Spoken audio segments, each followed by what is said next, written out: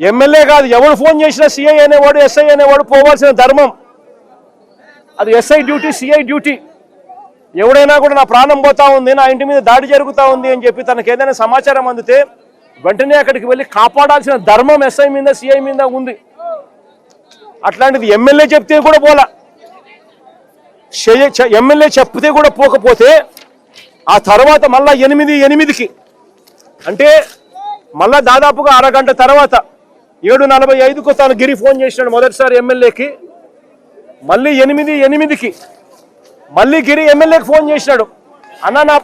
అన్న నా పరిస్థితి చాలా అన్యాయంగా ఉంది, నువ్వు రాకపోతే నేను ఇబ్బంది పడే పరిస్థితిలో ఉన్నాను, పోలీసులు ఎవరు నా ఇంటికాడికి వచ్చి నన్ను కాపాడే కార్యక్రమం జరగలేదు అని మళ్ళీ 8:08కి ఒక కార్యకర్త ఎమ్మెల్యేకి ఫోన్ చేస్తే ఇంతకు ముందు పోలీసులు ఎవరు పోని పరిస్థితి కనపడితే నేను అడుగుతా ఉన్నా, ఎమ్మెల్యే అనేవాడు ఏం చేయాలా అని. ఎమ్మెల్యే అనేవాడు పోవాల్సిన ధర్మం కనీసం ఎమ్మెల్యే మీదకి లేదా అని అడుగుతా ఉన్నా. ఎమ్మెల్యే అనే మనిషికి మనసు మానవత్వం ఉంటుందా లేదా అని అడుగుతా ఉన్నా. మనసు మానవత్వం ఉంది కాబట్టి పోలీసులకు చెప్పినా పోలీసులు స్పందించకపోతే ఎమ్మెల్యే మానవత్వం చూపించాడు, ఒక మనిషిగా తను రియాక్ట్ అయ్యాడు. వెంటనే ఎమ్మెల్యే ఆ గ్రామానికి పోయాడు, ఆ సంఘాలనే గ్రామానికి ఎమ్మెల్యే పోయాడు కార్యకర్తను కాపాడుకునే దానికోసం.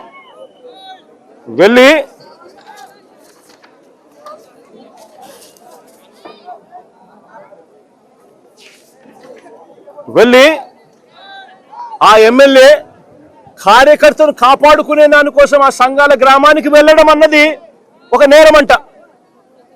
అది మొదటి కేసు, ఎమ్మెల్యే మీద పెట్టిన కేసు.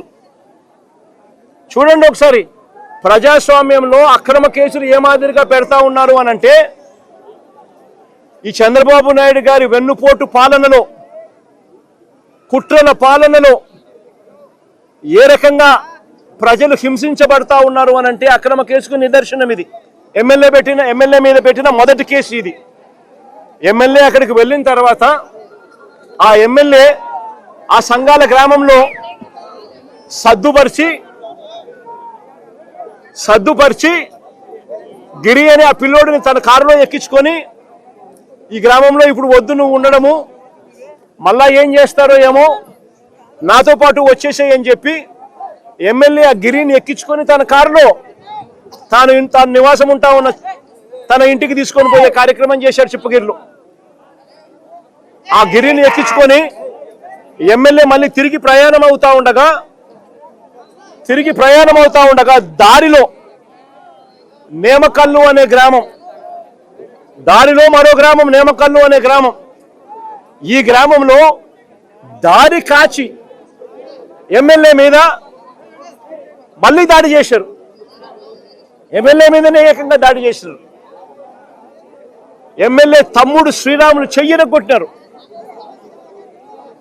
ఎమ్మెల్యే తమ్ముడు శ్రీరాములు చెయ్యి విరిగిపోయింది.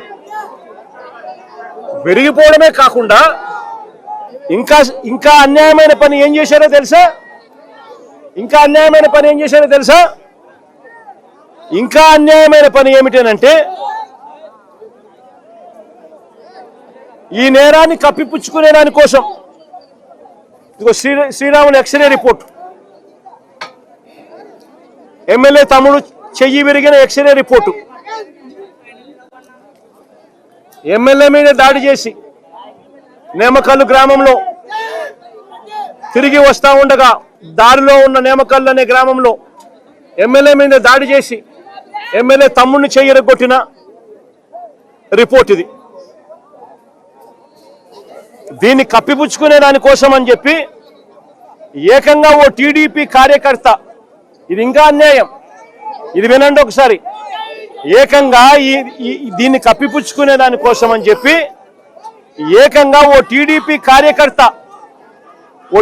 కార్యకర్త నేమకల్లులో ఉన్న టీడీపీ కార్యకర్త తన భార్య దుస్తులను తానే చింపేసి, తన భార్య బట్టలను తానే చింపేసి, భర్తగా ఉండి తానే తన భార్య బట్టలను చింపేసి ఎమ్మెల్యే అతని మనుషులు చింపారంటూ ఎమ్మెల్యే మీద ఎస్సీ ఎస్టీ కేసు, ఎమ్మెల్యే మీద ఎస్సీ ఎస్టీ కేసు, మరో కేసు, రెండో కేసు. ఎమ్మెల్యే మీద ఎస్సీ ఎస్టీ కేసు, రెండో కేసు పెట్టారు. నేను అడుగుతా ఉన్నా, ఇదే చంద్రబాబు నాయుడు గారిని అడుగుతా ఉన్నా, అయ్యా చంద్రబాబు గారు, మా వాళ్ళ మీద నువ్వు తప్పుడు కేసులు పెట్టడానికి మీ కార్యకర్తల బట్టలను సైతం వాళ్ళ భర్తలతో చింపించే స్థాయికి నీ పార్టీ దిగజారిపోయింది అని అంటే నువ్వు తలకాయ వంచుకోవాలి చంద్రబాబు అని చెప్తా ఉన్నా. నీ కుట్రలు చేయడం కోసం ఏ స్థాయికి దిగజారిపోతా ఉన్నావు చంద్రబాబు, నువ్వు ఆలోచన చేసుకొని అడుగుతా ఉన్నా. కట్టుకున్న భార్య బట్టలను 10 మంది ముందు 10 మంది చూస్తూ ఉండగా కుట్రలు చేయడం కోసం భార్య బట్టలను భర్త చింపుతా ఉంటే నిజంగా రాజకీయాలు ఏ స్థాయికి దిగజారిపోయాయో గమనించమని కోరుతా ఉన్నా. బయటకు వచ్చిన మళ్ళీ ఆ ఆడబిడ్డను కూడా వాడుకొని తప్పుడు మాటలు కూడా చెప్పిస్తారు ఆ భార్యతో. ఆ ఆడబిడ్డను కూడా వాడుకొని తప్పుడు మాటలు కూడా చెప్పిస్తారు ఆ భార్యతో.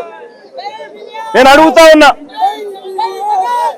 బయటకు వచ్చిన ఆ వీడియో చూసిన తర్వాత, ఆ వీడియో భర్త భార్య బట్టలను చింపుతా ఉన్నాడు అందరి ముందు.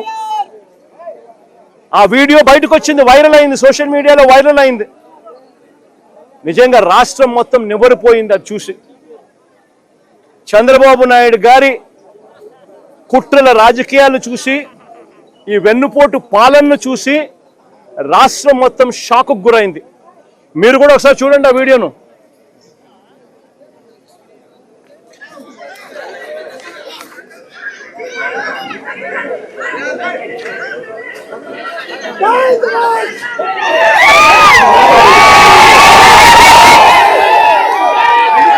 బల్ల ప్లే చేయి.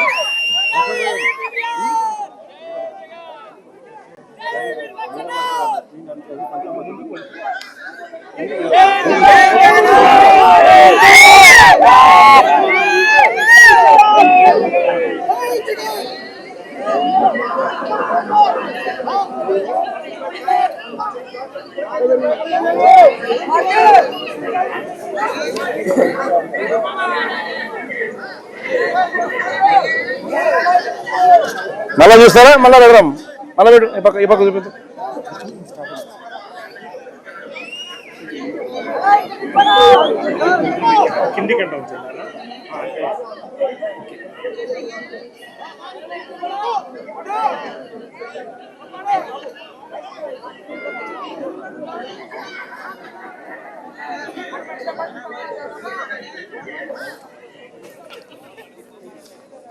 నిజంగా ఏ స్థాయిలోకి చంద్రబాబు నాయుడు దిగజారిపోయినాడు అని చెప్పడానికి వెన్నుపోటు పార్టీ నాయకుడు కుట్రలు చేసి వెన్నుపోటు పార్టీ పాలనలో ఏ రకంగా వ్యవస్థలు ఉన్నాయని చెప్పడానికి నిదర్శనం. ఇది చేసి ఎమ్మెల్యే మీద ఎస్సీ ఎస్టీ కేసు, ఇది రెండో కేసు. ఎమ్మెల్యే మీద పెట్టిన ఇది రెండో కేసు, రెండో అక్రమ కేసు.